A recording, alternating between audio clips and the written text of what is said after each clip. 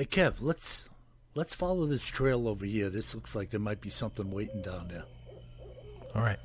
Hey, wait a minute. Do you hear that? Yeah, I thought it was just me. What the heck is that? I don't know what that is. Whoa, do you smell that too? That's unbelievable. Hey, look. What the? Hey, look, those branches are moving over there. What the heck is that? Holy cow, is that what I think it is? Look at that thing. Oh my God. It's a freaking Sasquatch.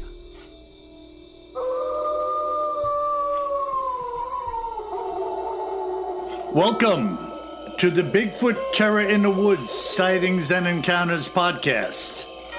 I am your host, W.J. Sheehan, author of the series of books Bigfoot Terror in the Woods Sightings and Encounters, 12 volumes, paperback, audio, ebook, take your pick, and 2 volumes in the regional series that I've created. The Northeast is complete, audio and paperback and ebook, and we just loaded up the audio version of the Southeast.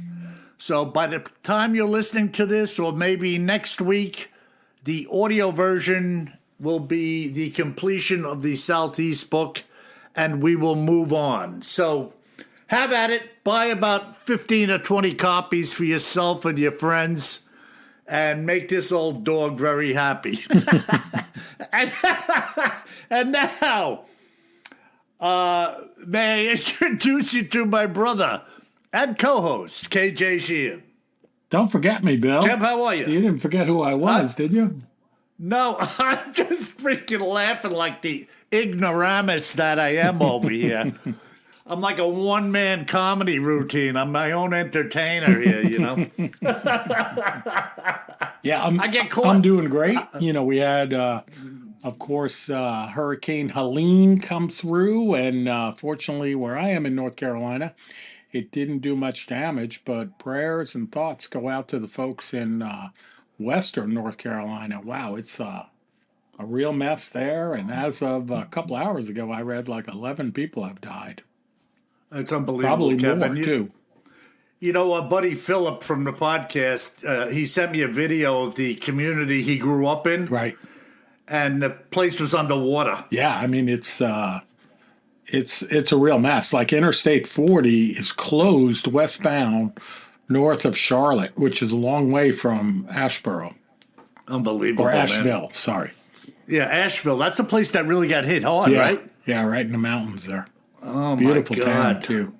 Yeah, I mean, well, you got mudslides, landslides. They got like 3 feet of rain in the mountains. Oh, it's there. crazy. And Casey, you know, my book lady, I'm pretty sure she doesn't listen to the podcast, even though she helps me with the books. I contacted her, and she said that there was devastation around their house in Georgia, but their house was okay. Wind and tree and power damage. They're going to be down for till at least October 5th. No electricity, they were told. Wow. Yeah. So I feel bad. Feel bad for everybody, man. It was quite an event and quite a disaster all the way around. You know, really bad storm.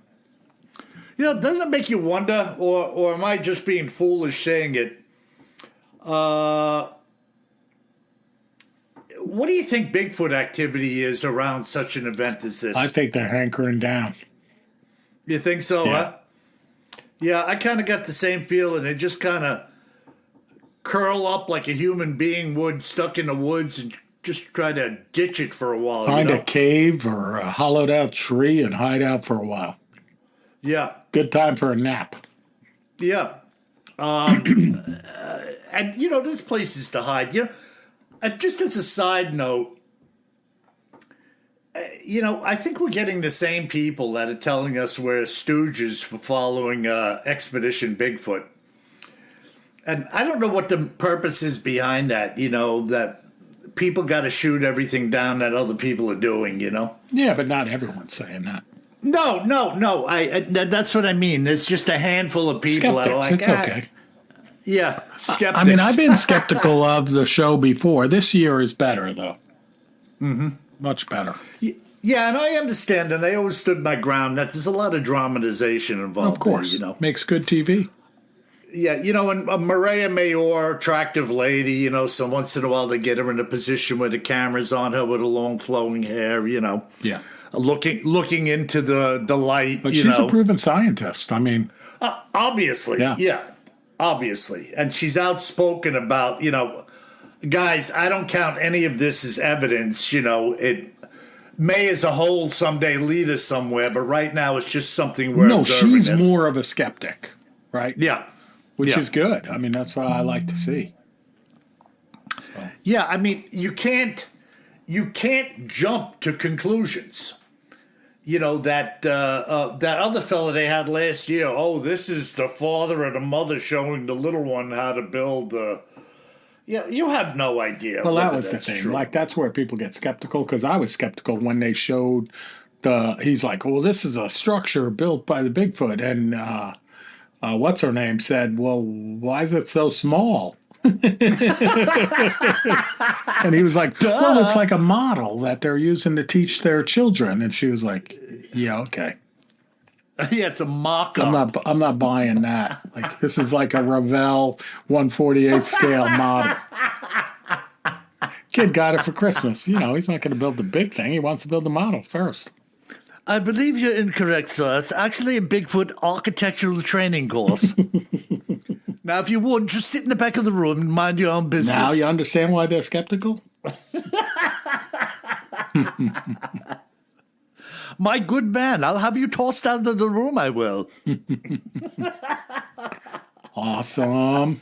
Awesome, dude. So what do we got in our Cryptids in the News and Other Oddities segment today? Yeah, Jeff? we are going back to cover one of the most famous Bigfoot encounters. This one is called the William Roe encounter from 1955. Have I heard of this? You may have. We never covered it before, but it's pretty interesting. So we'll go through it. And he actually did a sworn affidavit with the city of Edmonton and the province of Alberta, Canada. After he saw this thing, he did a sworn affidavit talking about it. And why would you do that? You know what I mean? Like, he really wanted to nail it down, and I swear to you, this is what happened, and this is what I'm willing to do. He was so intent on making that, that commitment. Yeah, and there's a couple of very interesting things about this. One is just that he did the sworn affidavit with the government, and I'm going to read you the affidavit. So that's going to be the documentation of our account. But what's also interesting is this happened back in 1955, and it started to be described, as you go through this, more like a Sasquatch. Then prior to that, a lot of the descriptions were like a wild man, right? Like this hairy wild man, they would call them back in that day. And this is really much more like a Sasquatch. So it's like a turning point a bit in the world of sightings. Wow. Hey, what do you make of that, Kev? I've had discussions about this with a number of different listeners of the wild man and the Bigfoot. Yeah. Some people are describing what almost sounds like a sparsely covered humanoid. Yeah, with a lot more hair, though. Like, that's always the difference, right? Yeah, and like if a human being was just to decide I'm going to get lost from society, you don't suddenly start growing more hair on your body. That's the thing. I mean, unless it's a circus train crash. Especially if you're a Norwegian, you're not going to grow a lot of bodily hair. No. Yeah. So this happened in 1955, as I mentioned. The gentleman's name is William Roe, R-O-E, and the sighting occurred on Mica Mountain. And Mica Mountain is in British Columbia. And it's located a bit northwest of Banff National Park, so very rural place, and basically directly west of the city of Edmonton. But basically in the middle of nowhere. Right? And 1955, even more so in the middle of nowhere. Oh yeah, no doubt about it. So wow. All right, so let me take you through this affidavit, okay? Go ahead, run it by Pretty me. interesting. So he writes, ever since I was a small boy back in the forest of Michigan, I've studied the lives and habits of wild animals. So he's an outdoorsman, right? Later, when I supported my family in northern Alberta by hunting and trapping, I spent many hours just observing the wild things. They fascinated me. But the most incredible experience I ever had with a wild creature occurred near a little town called Cache in British Columbia, about 80 miles west of Jasper, Alberta. He said, I've been... Jasper, Kev, was where those two Iron Men had that encounter with that monster. Yeah, it's a bit of a hotbed. Yeah. So he said, I've been working on the highway near Cache for about 2 years. In October 1955, I decided to climb 5 miles up Mica Mountain to an old deserted mine just for something to do. I came in sight of the mine about 3 o'clock in the afternoon after an easy climb. I had just come out of a patch of low brush into a clearing when I saw what I thought was a grizzly bear in the bush on the other side. And he says, I had shot a grizzly bear near that spot the year prior. Oh. This one was only about 75 yards away, but I didn't want to shoot it, for I had no way of getting it out. So I sat down on a small rock and watched with my rifle in my hands. I could see part of the animal's head and the top of one shoulder. A moment later, it raised up and stepped into the opening. Then I saw clearly it was not a bear. This, to the best of my recollection, is what the creature looked like and how it acted as it came across the clearing directly toward me. My first impression was of a huge man, about 6 feet tall, but almost 3 feet wide, and probably weighing somewhere near 300 pounds. It was covered from head to foot with dark brown, silver-tipped hair. But as it came closer, I saw by its breasts that it was a female. So a bit like Patty from the Patty film. And yet its torso was not curved like a female's. Its broad frame was straight from shoulder to hip. Its arms were much thicker than a man's arms and longer, reaching almost to its knees. Its feet were broader proportionately than a man's, about 5 inches wide at the front and tapering to much thinner heels. When it walked, it placed the heel of its foot down first, and I could see the gray-brown skin on the hide of its soles of its feet. Yeah. So it came to the edge of the bush I was hiding in, within 20 feet of me. Oh, my God. Can you imagine? Right? Can you imagine this going on? No. Oh, my God. I'd be beside No, myself. he said it squatted down on its haunches, reaching out its hands. It pulled the branches of bushes toward it and stripped the leaves with its teeth. So it's eating the leaves, right in front of him. Look, I guess this thing was looking at him while it's doing this? Well, stay tuned.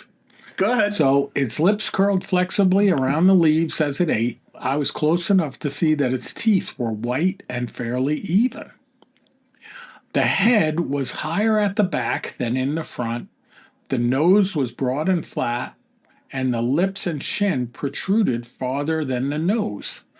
But the hair that covered it, leaving bare only the parts of its face around the mouth, nose, and ears, made it resemble an animal as much as a human. None of its hair, even on the back of its head, was longer than an inch, and that on its face was much shorter. Its ears were shaped like humans' ears, but the eyes were small and black like a bear's. Wow, what a description, right? Yeah. And the neck, go ahead. No, I was going to say that looks like a lot like the forensic drawing Oh, yeah. that the guide on the mountain in Colorado, Pikes Peak, had drawn up after his sighting through the Zeiss binoculars. But it's interesting. The pieces fit, you know what I mean? Yeah. Wow, go ahead, Yeah, Kev. and he says its neck also was unhuman, much thicker and shorter than any man's I had ever seen. As I watched this creature, I wondered, get this, if some movie company was making a film at this place and that what I saw was an actor made up to look partly human and partly animal. But as I observed it more, I decided it would be impossible to fake such a specimen. Anyway, I learned later there was no such company near that area, nor in fact did anyone live up Mica Mountain, according to the people that lived around town. Wow. Yeah. Finally, here you go. There's the answer to your question. The wild thing must have got my scent, and it looked directly at me through an opening in the brush. A look of amazement crossed its face. It looked so comical at the moment I had to grin. Still in a crouched position, it backed up 3 or 4 steps, then straightened up to its full height and started to walk rapidly back the way it had come.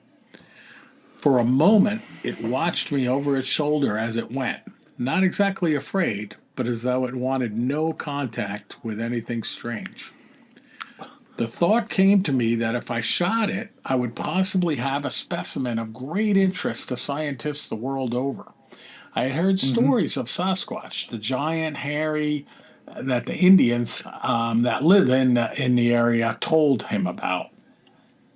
And also, many claim are still in fact alive today. Maybe this was the Sasquatch, I told myself. I leveled my rifle. The creature was still walking rapidly away, again turning its head to look in my direction. I lowered the rifle again, although I have called the creature it. I felt now it was a human being, and I knew I would never forgive myself if I killed it. So he doesn't know what it is, right? Wow. Even in a sworn affidavit. I mean, he knows it's not a human, but he knows it's not a bear either, so he's nervous about shooting it. Yeah, no doubt about it, you know. Wow. And he says, just as it came to the other patch of brush, it threw its head back and made a peculiar noise that seemed to be half laugh and half language, and which I can only describe as a kind of a whinny.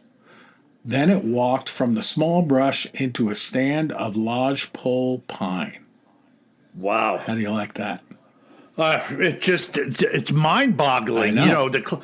And the fact of the matter is, according to his description, he was at close quarters, and this thing started moving about, taking care of its business, a little survival, eating, right? And then seems to realize, oops, you know, like, I've been found out. Like, how did it not know he was there? Yeah, well, he's staying still, and don't forget, he's an avid hunter, right? Like, he knows how to hide and not make any noise. But it sounds like and he's probably downwind from it, you know, so his scent is hidden, and then all of a sudden this creature does get a whiff of him. Yeah, it is possible that, you know, and that's how you stumble on a bear or anything else. Yep. You know, you could just be in the right place at the wrong time and like, uh-oh. In this case, it worked out okay. You know, it was just an encounter. No doubt about it, yeah. Wow. Oh, my God. Kev, really, honestly, if I'm in that situation, I mean, I'm losing it. That would just be so freaky. And he's not talking about, did he have a weapon? Yeah, he had a rifle. Oh, okay. Yeah, I'm caught up in it and I missed it. But, geez, man. It's just mind-boggling. And again, Mica Mountain. Where the heck do we know that Mica Mountain? We've done another account from there, at least one other account. Okay, yeah, I got that name of Mica Mountain. And mica is that, you remember that mica, Kev, we used to find on the rocks down by the shore? Like clear, like a mirror. Right, and some of it's even shiny, like silver, you know? Mica, and it's flaky. Very flaky and soft. Yeah, that's weird, mica. Wow, Micah Mountain. Yeah, super cool. Jasper, man. Jasper National Park. That's where those two Iron Men were hiking when that thing stood up off of the log and they found the leaves that seemed to be together, making almost like a little platter with grubs on it. Yeah. That was interesting, right? And the one guy said maybe it was just PO'd because we just destroyed its dinner. Took me all afternoon to get these grubs. Nasty humans. Wow, that's crazy, Kev. Yeah. 1955. Yeah. Wow, and if anybody has anything to contribute to any of these accounts or, additional information or any spin-off from anything we talk about, reach out to us at BigfootTerrorInTheWoods.com and let us know what you know because, we kind of grow together with the information and the reporting and everything else that goes on here. Isn't that right, No Kevin? doubt about it. Cool. Well, listen, man, great report, and I'm going to bust into something here. I've got a couple of things here. Let's see where we're going to go with this. I'm going to start off with this one that's, they're both really cool. And let me make sure I got my ducks in order here. 94, 93, 94. Okay, so here we go. This brief evidentiary account was told to me by a woman named Melanie Schaefer and her girlfriend Lisa Hubbard, who found something really interesting while hiking. And this is what Melanie had to say about what she and her friend Lisa had found. Now, I think we went through this one, Kev, once, so I may shift. Yeah, let me shift to something else. I have a feeling we covered this one recently. All right. Yeah. You're calling an Sometimes audible. Omaha. Yeah, Omaha. Are we going to Omaha? No, I started to go on it, and then I said, wait a second here. All good. Call the audible. I don't want to run it. But here's the other one. Now, this is really wacky here. I chose this sighting. I actually was going with two brief sightings, and I chose this one out of the many I received to prove a point yet again.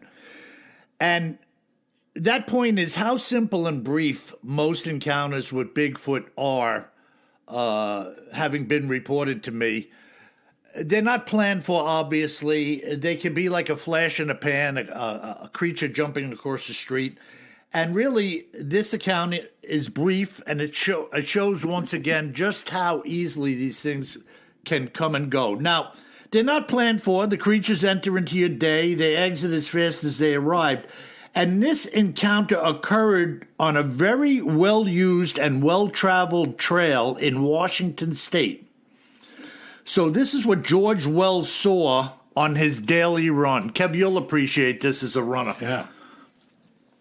George said, I'm retired now, Bill, and have been a cross-country runner since my days in high school track.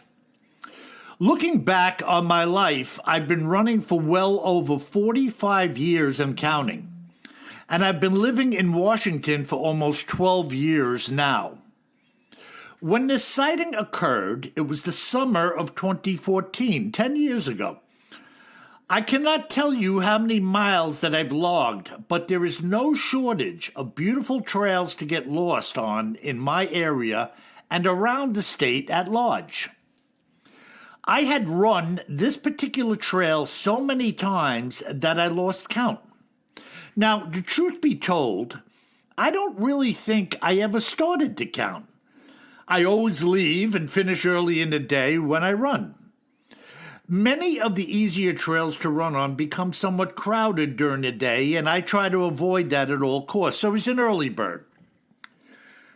I found myself coming up this grade at a fairly steady trot, where the trail becomes very narrow. At this point, it's as though it was formed more by erosion than anything have to do with man. It's somewhat of an elevated area with many large rocks covered in moss protruding from the side of the trail and within the trail itself. It very may well be that this trail was actually constructed many years ago in this fashion, but I have no knowledge of that being the case. To my right side, as I was running, the grade of the hill goes up rather steeply, and it is literally covered with everything from trees to ferns and anything in between. To my left-hand side, the hill was falling away from the trail at a lesser grade, with more of the same type of forestation being visible. So he's running on this kind of shelf, this narrow trail, with a steep hill up to his right and then falling away off the left of the trail. Now let's see. Ahead of me on this segment of trail, I could see relatively far to the extent of, say, 200 feet or more. It was mainly to my right-hand side that my visibility was really hindered by the growth. As I ran, there were two large trees growing alongside of the trail that were next to each other, maybe a foot wide each. It was then that, unexpectedly, a large brown Sasquatch came marching out from behind these two trees, stepping directly across the trail in a singular long bound and continuing down into the woods to my left side. I was running and breathing heavily, and this thing didn't so much as peek at me. It was walking but moving so fast that I couldn't have caught it on my best day running. Think about that. Wow. As I said before, this trail here looked like it was formed by erosion. There was about a 3-foot tall worn edge on the right side, and off to the left side there was an equally deep drop-off, which was also more than likely close to 3 feet in depth. This Sasquatch was walking down a steep slope quickly, and with one long step, it had descended some 6 feet in elevation and perhaps close to 12 feet or more in length, crossing the trail and ending up on the descending slope. I stopped dead in my tracks. It seemed as though, in a matter of seconds, it was down the slope 100 yards and gone from sight. I moved up alongside of the trees that it had walked behind because I had seen its head pass above one broken branch under one tree.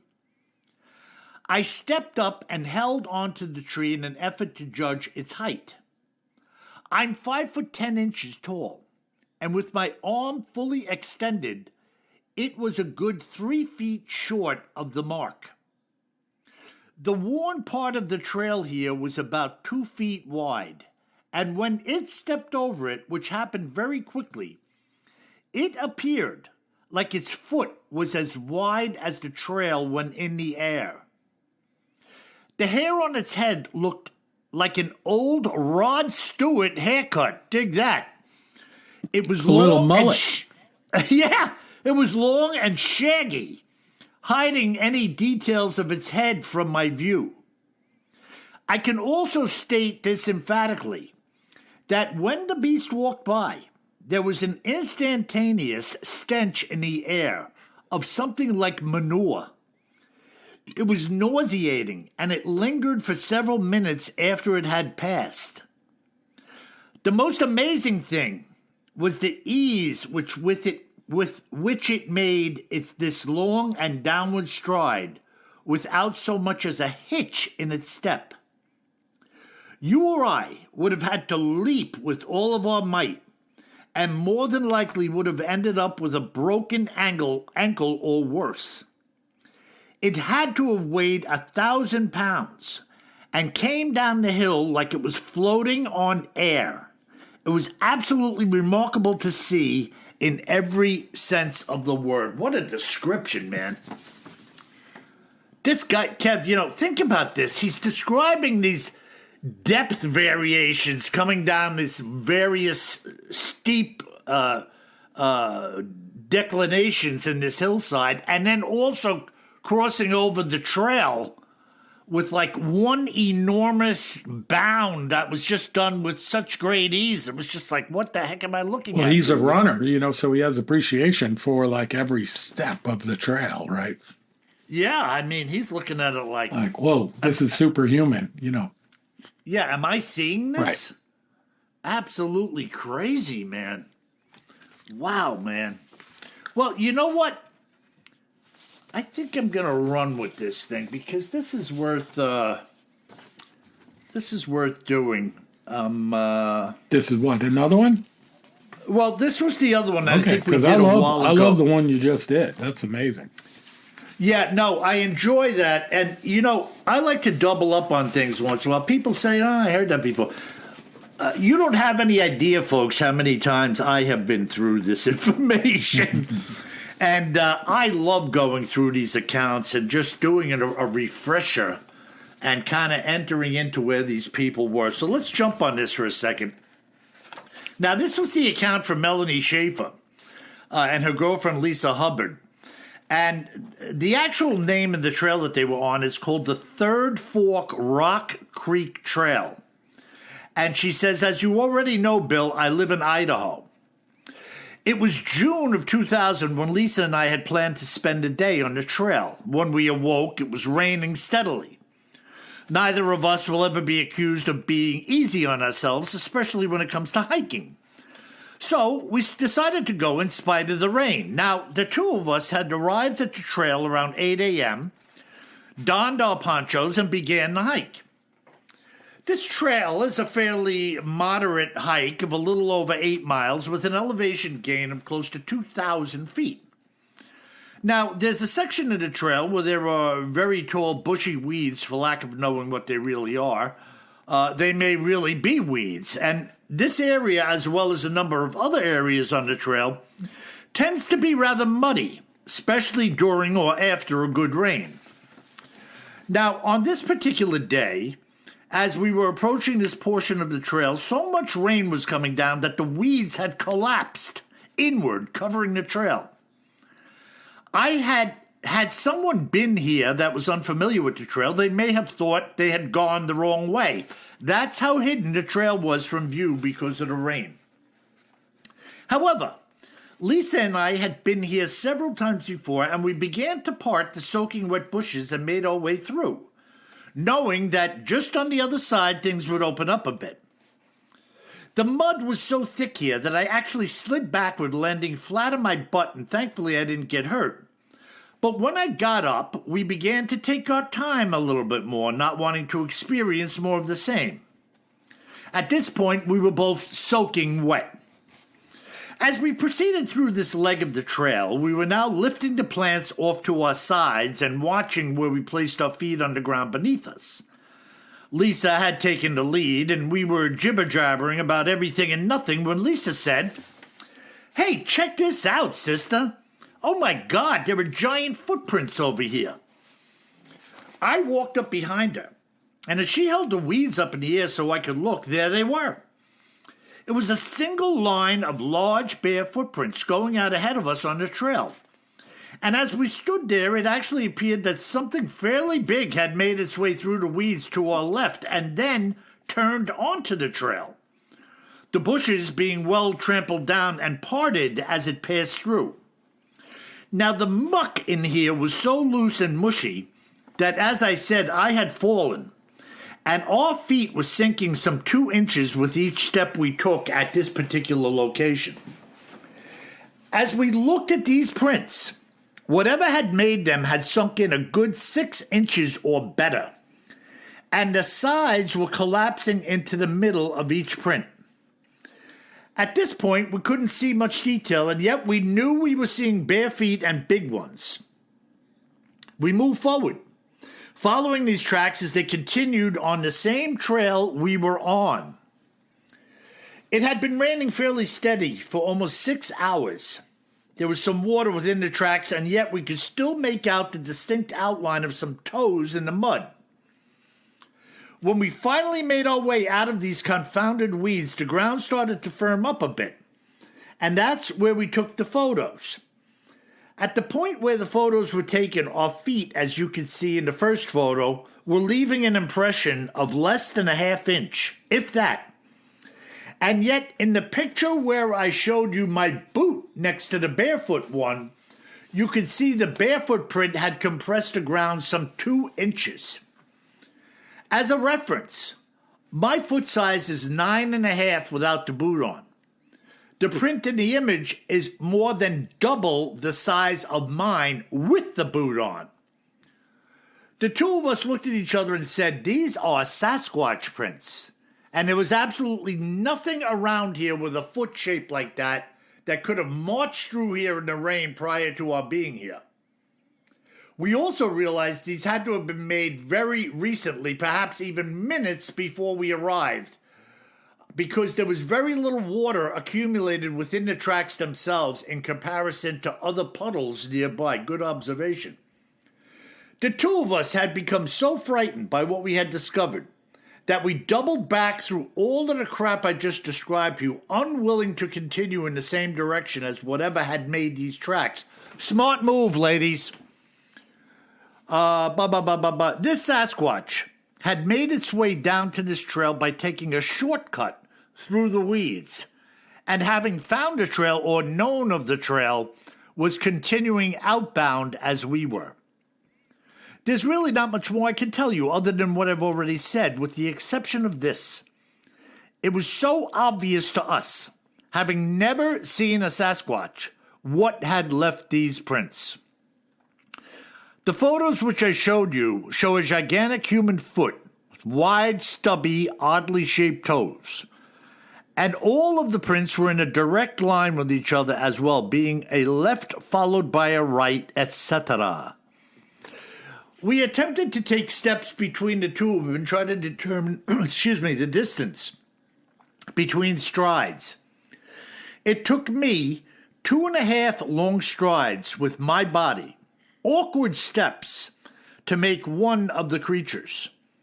When I got home, I measured one of these abnormal steps of my own, and they were just short of 3.5 feet each.